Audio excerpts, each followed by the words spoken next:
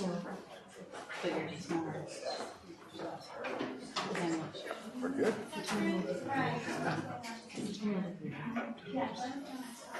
All right, it is 9:30, so let's go ahead and get started.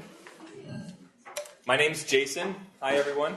I'm with CU Online. I'm the manager of academic technology and instructional design. So I've been with CU Online since June of last year, and actually Symposium last year was when it was announced that I was moving over from the College of Nursing to CU Online. So been here for about a year, having a blast, doing a lot of really fun stuff, and looking forward to sharing with you today, learning with you today, and hopefully sharing some things that will be exciting and fun for you to implement in your online courses. So we're starting off today by looking at some myths that have perpetuated sometimes for 15 or more years in online learning. The stuff that's been around for a really long time that informs our instructional decisions, whether we mean to or not, intentional or unintentional. And there are several of these that we're going to kind of focus on today, and then move into some alternatives that are theory-based that give you a really solid foundation for designing and developing an online course through a couple of really unique lenses, as well as some research opportunities, because, we have to talk about research opportunities, right? So what are the myths that influence our instructional decisions? And feel free to ask questions anytime. We're recording this, so I'm going to repeat your questions back, partially so I hear it, and partially so the folks who watch this later on can hear them too. So what are the myths that influence our instructional decisions? The first one you've probably heard of, the myth of the digital native and digital immigrant. Is anybody familiar with this terminology, this language? Okay, so this is basically the idea that technology aptitude is related to generation. So earlier, younger, current generations are more inclined to be apt with technology, digital natives, than older generations who might be less comfortable with technology because they didn't grow up with it. So this has been very thoroughly debunked in this article here from 2017, and several articles preceding it as well.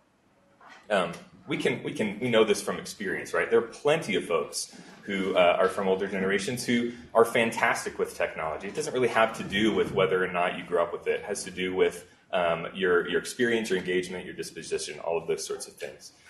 So this is a myth that perpetuates a lot of our technology-focused decisions. My students are younger, so of course we should be able to use technologies and they'll get it right away. That's not always the case. And then the other side of the coin as well. It doesn't mean just because you have an audience of adult learners or that sort of thing that there's not a disposition toward technology. Making a decision about technology integration based on age or generation, I think, is a mistake. I think we should be looking at this through the lens of value for all students. What can we design here that's meaningful to the learning experience for our students, for everyone? So this is the first myth. The second one, it's related. Students know academic technology better than faculty. This is a maybe, but not always. The thing about most of our students is if they're familiar with different sorts of technologies, it's in a different context, right? So if they're using Twitter, if they're using Snapchat, if they're using social media and any other sort of media integration, YouTube, whatever it may be, that doesn't mean they know how to use it in an academic context. So we're looking through a very different lens of a different use case for technology in our sort of formal academic setting here.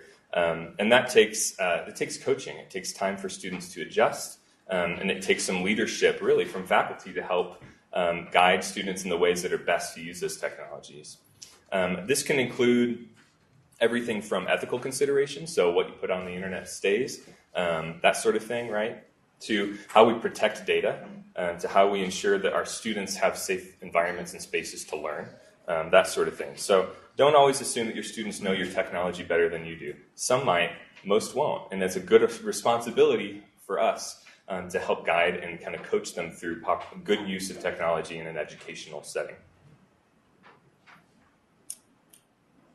This one can be a little divisive, but we're going to go there. Learning styles theories. So who's familiar with the multitude of theories out there about learning styles? Okay, this has been around for a long time. This is the auditory learner, visual learner, kinesthetic learner, all of those sorts of theories around learning styles. So the main distinction here to make is that learning styles, the literature often focuses on them as the best way for individuals to learn. And so it's equated with differentiated learning. So we're diversifying our learning experiences to ensure that a bunch of different types of folks can find value in their way of learning. The difference is, what we're talking about in styles are preferences. These aren't exclusive dispositions. If I like to listen to podcasts in order to get content, that doesn't mean I can only learn by doing content or by doing podcasts. If I'm a project-oriented person and I really like to dig deep into scenario-based learning and try things out in a more active environment, that doesn't mean I can't learn from reading an article. These are preferences rather than hard and fast rules. And a lot of our design decisions have been kind of mired in these theories as taken as a given. And this study by William Hughes and DeBolye, probably butchering that person's name, but they suggest that it's not disprovable. Like we can't prove it, we can't disprove it. There's insufficient evidence because we can't look at two people who say they're audiovisual learners and gauge their level of ability in terms of learning. So learning styles theories, they're preferential, they're not focused on ability. The argument made in this article, and there'll be a slide at the end with references if you're interested in reviewing any of these, which I would highly encourage, partially just because they're really good articles and because they're very actionable as well. But the argument they make here is, why would we invest time designing around a theory that we can't vet when there's so many other things out there that are really strong learning theories, both specific to face-to-face, online, blended, all of those things. When we have such a strong theory base to draw from, let's not design based on assumptions or suggestions for our students. It's not to say that diversifying your learning experiences is a bad thing. Of course, we want all sorts of learners of different abilities and environments and situations to be able to learn in really meaningful ways. But learning styles are not the same as differentiation or personalized learning. So, before we move on to the next one, any questions about these? Anybody want to dispute this or have challenge with this? A couple of these early myths? No? Okay, cool. We'll keep forging ahead. The next one, face-to-face is better than online. How many of you teach only face-to-face? Okay, how many of you teach only online? Okay, how many of you teach both? All right, that's what I thought. How many have a preference where you teach online? Preference for online. And a preference for face-to-face. Okay, so pretty much kind of what I expected here. This myth has been debunked so many times. And I didn't put one specific article because there's a huge body of research out there about it. A good spot to start is nosignificantdifference.org. This is a site, I think it was started in like 2001, that looks at the differences in learning outcomes achievement for face-to-face environments and online environments. And their website says it all. There's no significant difference. In fact, sometimes in many of these studies, the difference that is insignificant is in favor of online learning, not face-to-face. So what we're looking at is not so much differences in negative ways in which way you teach, right? It's more about the design, the way that you choose to teach, the ways that you choose to create learning experiences, and how they're tailored to the environment in which your students are teaching and learning.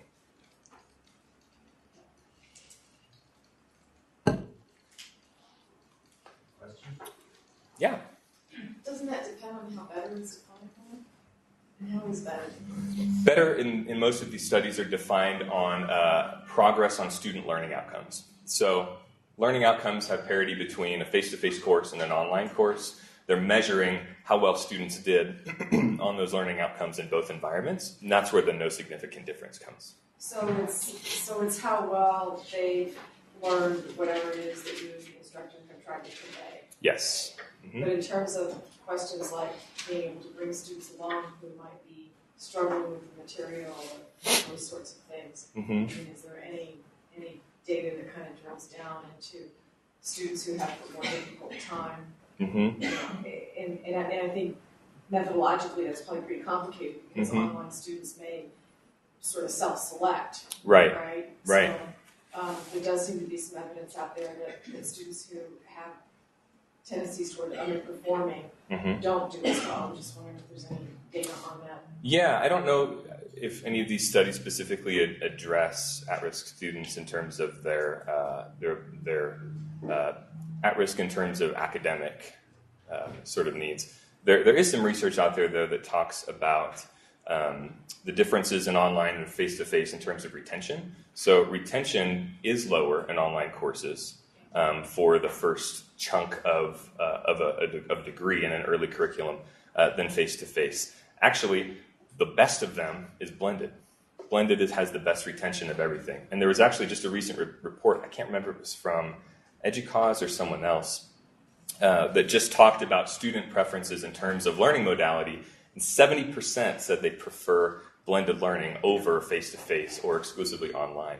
But the face-to-face is starting to kind of lower, while the online and the blended are starting to raise.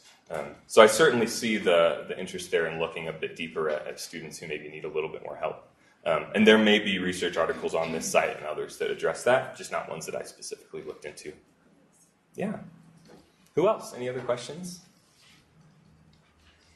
I just wonder if there's been any research in regards to some of the careers that people are learning to be in, early childhood being one of them. Sure. Anything in the social fields, coaching, where face-to-face is so important, and the body language being read, et cetera, et cetera. Anything that says that, online is not as good for them, or face-to-face is better for those careers? Yeah, there may be. I'm not sure specifically. There are a lot of discipline-specific studies done in this. In fact, most of them are, because they're usually with a small sample size of a single course or a single program or department. So I would definitely recommend heading to this website and kind of combing through the research, because I'm sure you'd be able to find a couple of studies about social sciences. Yeah, of course. Cool. So this is the biggest myth of all, in my opinion. And this might be a little biased because this is what I do, right? Teaching and design are the same regardless of environment. There's this inclination that when we design a course for face-to-face, the best thing to do is just do one-to-one parity for your online course. So whatever I'm doing face-to-face, how can I transfer that to online and then fix whatever doesn't work to make sure that my students still can do it, right? The internet is a native environment for learning. So I look at, when I do design of online courses specifically, I look at face-to-face, the classroom environment, and the online environment is completely separate environments with different sets of expectations, needs, benefits, detractors, all of those sorts of things to the learning environment. And if we look at our online courses, our online course environment, whether that's an LMS or something else, as a native and unique space for learning, it changes the conversation. Now we're not thinking, how can I move my face-to-face course online and make it the same as it was before? Now we're thinking, what's unique about the internet? What's unique about online environments that my students can do and get that they couldn't get in a face-to-face class? So one thing I really like to highlight here is there's a community online called the Vlog Brothers, or the Nerd Fighters. Has anyone heard of this? Nerd Fighters? Okay, so it's two people. John Green, who's a young adult author. He wrote The Fault in Our Stars. And Hank Green, who's an ecologist. In 2007, they decided that they were being bad brothers, and they never had conversations on the phone, and they never talked enough. So they decided, well, we're going to start talking exclusively through YouTube every day, sending videos to each other and make it public to everybody so they can see our relationship evolve over time. They called it Brotherhood 2.0. Out of this 1 year of conversation that they did exclusively through YouTube, through back and forth videos, this new online community emerged. And they called themselves Nerd Fighters because they love being nerds and they love being passionate about something that they're really devoted to. And they found some commonality online through the relationship of two brothers that they would never have been able to make in a different environment. That online community has been going on now for 11 years. And they have raised annually, they have a thing called the Project for Awesome every year in December where they raise money for 5 or so different charities. I think last year they raised something like $2 or $3 million in less than 48 hours. They're the largest donating group on Kiva. There are learning communities. There's this series of videos that are, they teach everything from biology to American history, that they've done content creation in all of these different disciplines and domains. And all of this emerged uniquely because of the internet, because of this unique environment where people can come together in community in ways that we couldn't face to face. So when you look at your online course, don't just think of it as, how can I move it from this environment to this one? Think about it in context of what is unique about this space that my learners and I can tap into to make my course more meaningful to them and to their careers and to their work. Yeah, please. So can you speak to the affordances of online? Were they posting memes or the different literacy they were using? Yeah, totally. Specifically for the Vlogbrothers community? Yeah, so the question is, can we speak to the different literacy for online that emerged from the Vlogbrothers community? Yeah, they have tons of running jokes and memes and videos that they created that were just sort of like inside jokes for this entire community. They focused on first YouTube comments and then branched out from there to have a bunch of different environments for their learning or for their interaction. They had I think a Ning community at one point when that was a thing, which is not really anymore. They have Facebook groups, all sorts of stuff. And it's just sort of this web of connectedness that emerged from that experience. So is that helpful? Yeah. Awesome. Yeah. Can you please repeat their names? Yeah, John Green and Hank Green. Mm-hmm. And they're on YouTube under Vlogbrothers. Super interesting. Check them out if you have a chance. Their video series on learning is called Crash Course. And we used it when I was at nursing. We used a bunch of their videos from another one called Healthcare Triage. They have really great conversations about how healthcare is changing in the United States and outside of it as well. Is that Vlogbrothers with a V? Yes, with a V. Sorry, it's hard to enunciate the V, but vlog, yeah, video blog. Yeah, please. Has anybody studied this community, and do you know the demographics of participants? I don't know demographics of the participants, but they do a yearly demographic survey that they make public, and so you could certainly find out from that. As far as research, I've written case studies for students to look at them through communication technology courses, but I haven't seen any direct academic research about them. So, hint, hint, there's an opportunity, right? Cool, let's move forward. My opinion is that theories are better than myths. All of these myths that we've talked about influence our instructional decisions all the time, whether conscious or unconscious, whether intentional or unintentional. But we have so many great alternatives to look at that are theory-based, that were specifically created for online learning. So now we've looked at myths, you looked at my dumb Norse mythology joke, and we're going to move into some actual theories of online learning that I think will be hopefully helpful as you design and develop your online courses, your blended courses, and in some cases your face-to-face courses, as we'll look at. There's Healthcare Triage, we got it. No, you're great, that's totally fine. Totally fine. Okay, so the two theories that we're going to be looking at, the first one is called the community of inquiry. Is anyone familiar with this theory? No? Okay, great. Well, as one of our other workshops that we do, we go into a lot more depth on the community of inquiry model. So I'll just give kind of a brief overview today. And if you're really interested in digging a little bit deeper about what it is, how you implement it, that sort of thing, we'd love to have you join us in the fall for another session. The community of inquiry from Garrison, Anderson, and Archer focuses on 3 different domains that exist in an online environment: social presence, teaching presence, and cognitive presence. So these are the 3 types of presence that exist in your online environment, all from both teacher and from learner, from instructor. So each of these 3 spheres overlap in different ways and inform the way that we teach. So your teaching presence can be best described as the persona, the work that you do in terms of content development, the way you provide feedback to your students, the way you facilitate and manage discussions, write announcements. Those are some of the ways they're sort of actualized. But that presence is about your perspective and work as the teacher of the class. Social presence is one of the lower, kind of earlier layers of presence in the course, and it focuses on how do we make meaningful connections with each other on a social level. It acts as, in updated versions of the community of inquiry model, it acts as the foundation for everything. We have to be socially connected in order for teaching and cognitive presence to be moving forward in meaningful ways. And then cognitive presence is the learning piece, right? It's that how do we connect our learners, not just socially or with me as an instructor, but with what we're trying to move them toward in terms of their outcomes and their learning.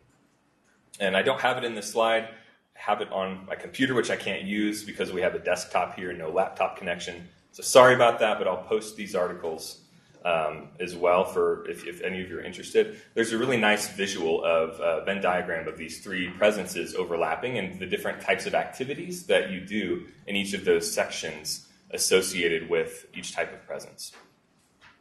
Okay, so that's very quickly the community of inquiry model. The next one is the integrated theory of online education. This is brand new from 2017. It's from Anthony Picciano, who's out of, I believe, SUNY Network up in New York.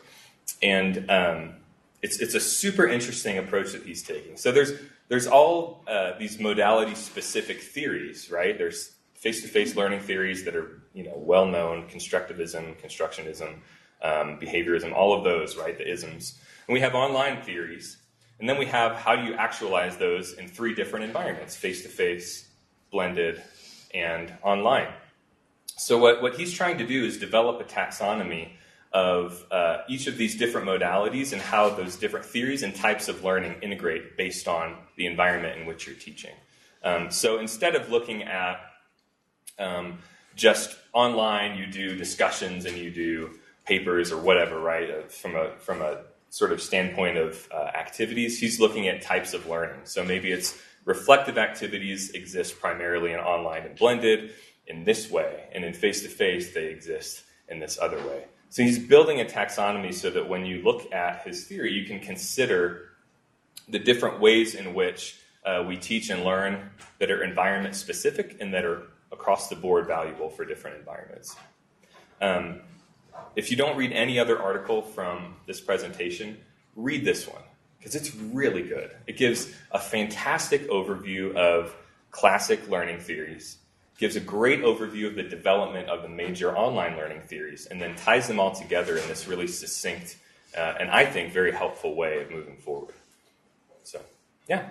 Any questions about either of these two first theories that we're looking at?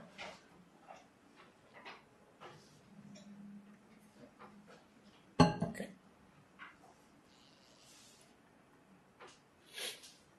So before we move into the next phase, we're going to focus on some common challenges with implementing these learning theories online.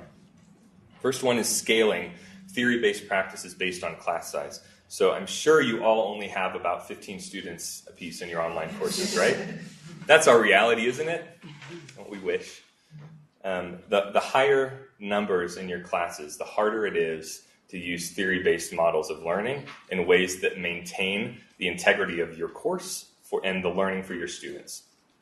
This is a challenge based on modality.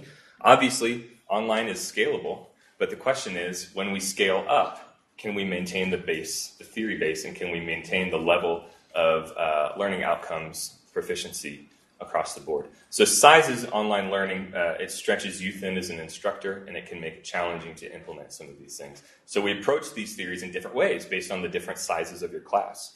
It's not just something we say, all right, well, I've got this class that I taught last semester for 20 people, and now I've got 60. So I'm going to do the same thing, but I'm going to put them into groups. That doesn't translate well, right? Because the student's learning experience is going to be very different. Now, they're segmented from their primary population of the entire course. So their frame of reference is different. If it's a discussion-based course, they're getting a narrower range of interaction. You're focused now on managing these groups rather than on facilitating discussion. So we have to look at online learning as it scales up in terms of numbers differently based on the number of students that we have in our classes. And of course, this is a challenge that everyone is facing, and it's something that can only, in my opinion, really be solved through really intentional, purposeful design choices. The next one is practical application of theory into practice is challenging given the breadth of designs and structures present in different learning contexts. So this means when you have 3 courses in a sequence, and I've seen this, I'm sure you've seen this as well, each of those courses might look and feel and operate very differently from each other. So if we're trying to establish community of inquiry as the primary model of learning across multiple courses in a single curriculum, how do we actualize that in a way that's consistent with the student's experience and builds their confidence and their ability to connect with that theory sort of model throughout their entire courses? So this is a challenge. You might use community of inquiry to design your course. Someone else might use something completely different. And that disconnect, while students may not see it, influences the way that they progress through their curriculum. So consistency in terms of usage and application of these theories can be challenging when there's so many different types of structures and designs present in a single student's experience. Next is preparing students for a transition into new environments and new approaches for learning. So remember that earlier myth we talked about? Students don't always know academic technology better than you do. This is particularly disruptive when we're introducing new things at a rapid pace. So my suggestion is technology is great, but it's not always the answer. Sometimes simplicity is the answer, and having a simple design that supports your students' growth and learning, that integrates maybe 1 or 2 new tools that we're coaching them through usage in meaningful ways, both academically and hopefully professionally as well, can be a better approach. Consistency and intentional design across multiple or all courses in the program. We just talked about this as well. It's heightened when you look at the differences in curriculum. So students in early curriculum, when they first get into a program, are very different than students late in a program or in a curriculum. They demand different things. They need more structure in an early curriculum course than they do in late curriculum. Early, they're focused on learning who their faculty members are. Late, they're focused on transitioning to seeing their classmates as colleagues and preparing professionally for graduate school or whatever the next step may be. So there's a very different mindset. And translating those theories consistently means having an intentional design across your entire program, not just a single course. And the last one here is translating theory-based practice into measurable student outcome growth, which we talked about in the No Significant Difference article. This is very doable, but we don't often actually do it. We don't actually measure when we change a learning activity from one context to another what the difference is for our students. Did it actually help their learning? Preference doesn't necessarily mean improvement. So our FCQs, questions on those, they might be focused more on satisfaction than they are on advancement of the learning of your students. So implementing ways in which we can really ask and get to that learning advancement, measuring it in a meaningful way, can be challenging if they're not embedded at the institution level or at the program level. All right, that leads us to the last theory today, which is also the oldest theory of distance education and online learning that we're going to look at. And it's the theory of transactional distance. Who's familiar with this? Okay. I know I said read that other article, but read this one too. It's really good.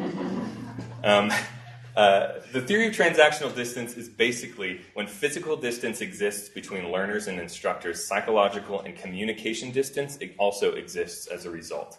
So when you're over here and your students are over here, they've got a bridge to cross. And what does that look like for us? Well, in distance education in the past, that meant correspondence courses, right? First it was mail, then it was radio, then it was TV.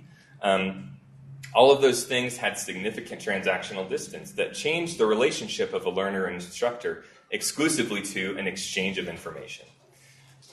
This is the key thing that we try to overcome in online learning. And this is why technology has become such an important piece of our work as educators. Because now we have broader access, students have so much more access to education, it's more important for us to ensure that the relationships we build with our students can be as meaningful as they were face-to-face. And this is where technology helps mediate and help close that bridge, that difference in transactional distance.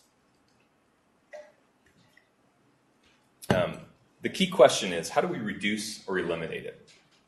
This provides some real context to how and why you make instructional decisions online. Now we're not just looking at it in context of, well, I think I like video, so let's do video. Students like it. No. What's your video going to do for your students' learning? Is it going to reduce their transactional distance? Is it going to increase the social presence of your course?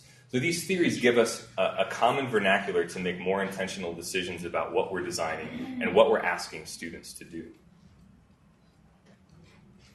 So how do we reduce it? There's a tool for that. There's an app for that. The revised scale of transactional distance from these authors in 2015 is a way to measure your transactional distance. One article just came out earlier this year with somebody testing it. It's the first one I've seen in about 5 years. So hint, hint, there's a research opportunity here. Look at your course, consider how you're measuring transactional distance from one assignment to the next.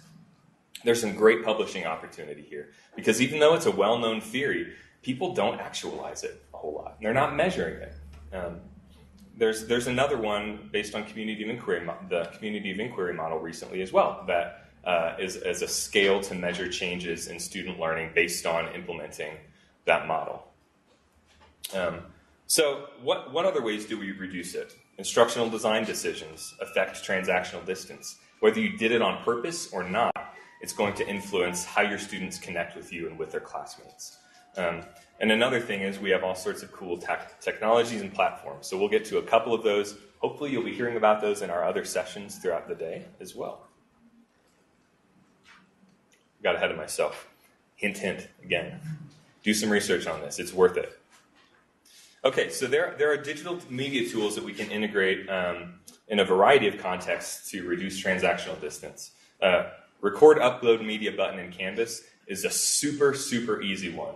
It's the best thing ever. All you have to do is click a button, record an audio or video, and it goes anywhere in your course you want. It can be in a discussion, it can be in an announcement, it can be in feedback to your students. It's one of my favorite ways to use this tool. When I got all sorts of red marks on a paper and crossouts and a lower score or something like that, sometimes just your presence, your voice, hi, it's good to hear from you. I wanted to let you know your paper was really good, but you didn't pay attention to APA and the structure that we asked you to do in course. So just be a little bit more cognizant of that next time, and the good work that you did will shine through a little bit better. Okay, thanks. I'll talk to you soon. Something like that. It takes 25, 30 seconds, and it can make a connection with your students that you didn't have before, soften what feels punitive, and bring relationship to the forefront rather than assessment and grading, right? Relay is another one. We had a pre-session on that this morning. TechSmith Relay is a screencasting tool that lets you do an optional embedded engagement layer. So that means quizzes in your videos, or it means open-ended questions in your videos that go to a repository that you can read later. You can make them assignments. You can make them optional. You can make them self-check quizzes, whatever you want. Snagit, screen capture, and image editing. We go to video so quickly that we forget images. Sometimes just annotating an image in a course can be really powerful, or asking your students to do the same. Take a look at this historical image, right? Now, annotate it with your thoughts and feelings about it. What stands out to you? Make a connection to your reading. Annotate, share that with your classmates, and have a discussion around it. These are great ways to ask your students and invite your students to be themselves authentically in their learning, which is the biggest and most important way that we're reducing transactional distance. It's through relationship. And that's what technology gives us the power and the ability to do. The Creation Station, you saw our video this morning. We made that through the Creation Station. It's a pretty powerful space to do more formal professional video. Some really cool opportunities there. It's one button. Literally all you have to do is plug in a USB drive, press a button, and talk, and you're good to go. So we have a lot of different tools available to us to reduce transactional distance, to make really intentional decisions around our design. They're not based in myths, but that are really based in these and other theories. These are a couple more ideas. 3-minute student reflection videos, self-check quizzes, annotation. The easiest one ever, do a quick announcement video with, with a video or an audio, super easy. And infographics, which we did a bunch at nursing, and they're really fun. They're really fun for students as well. They're a really flexible learning tool. Like I said, all of this will be available in the slides. I'll share with you if you're interested in reviewing any more. I couldn't resist. I don't know if you know this. Any questions? Things I can answer? Yeah, please. I use quite a few videos Yeah. for announcements. I don't know that if you can answer this or not, but what I find is that students don't listen or watch them. Yeah. When they're announcements. And then the other thing, I guess, when I make them as assignments, sometimes I give the option either write or post a 2 to 3 minute video. Mm-hmm. And a lot of times the students opt for writing. Yep. Even though based on my experience and some other research we did with videos, students really internalize their reflection a lot more when they do a video than Absolutely. when they're typing. So it's much more meaningful and powerful, but a lot of times if you give them the choice, they kind of go They'll to default to what's familiar. Yeah. So the question, there were 2 parts. One was announcements. How do you get students to watch videos in an announcement? Am I correct on this? Okay. And the other... No. We can certainly talk about it. The second one is when you give students a choice between 2 different forms of response, media-based and non-media-based, they tend to gravitate toward the one that's most familiar, easiest, right? Okay, so let's tackle that one first. I completely agree with you. I've been in this situation. I'm a doctoral student. We could record a video, we could do writing. Like, I'm going to write. It's quicker, it's easier, it's more familiar, right? It doesn't make me feel quite as out there. I think that's a good thing early on in your course, early on in the curriculum, because it gives your students the power to determine their own level of comfort with technology and with their other classmates. Over time, shift it. So give them a choice at the beginning and let them know, hey, you have a choice right now. I want you to feel comfortable, get to know each other. And then as the course progresses, shift it to say everyone's doing a video. Because you're right, reflection videos are more authentic. You have a sense of immediacy that you don't get through writing. You can read body language, you can see their expressions. They tend to be really honest in videos, whether we mean to or not. So that's what I would recommend. Give them a choice at the beginning, but then remove that choice and encourage your students toward that other change. The second piece of it, announcement videos, it's a challenging one because we can't force students to do anything, but I think maybe the best way to approach it is ask your students at the very beginning of the course. Send out a message the first week of the course. This is how I plan to communicate with you, is through announcements and through videos. Let me know in this short survey if that works for you, or if you'd prefer me to deliver the information in another way. And then see if you can accommodate their interests. Sometimes having just a little bit of control about how their information is consumed and sent to them can be empowering. Now students feel like they have ownership over that when they may not have before. Who else? What other questions? We have a couple minutes left here.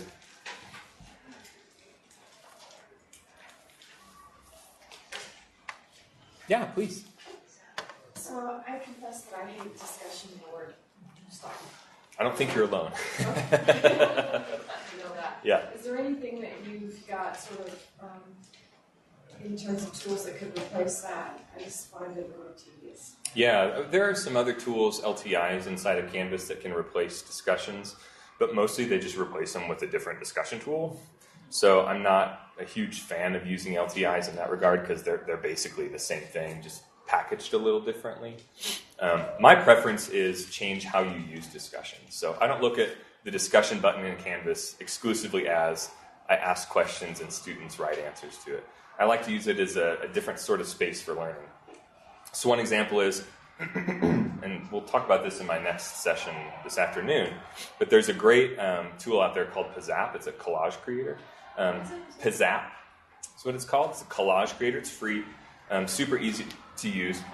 And what I like to have my students do when I teach about leadership is look at their top 5 strengths from StrengthsFinder and pick up an image that represents each of those 5 top strengths. Put it together in a collage, post it in a discussion, and talk about why each of those images represented your own strength to you.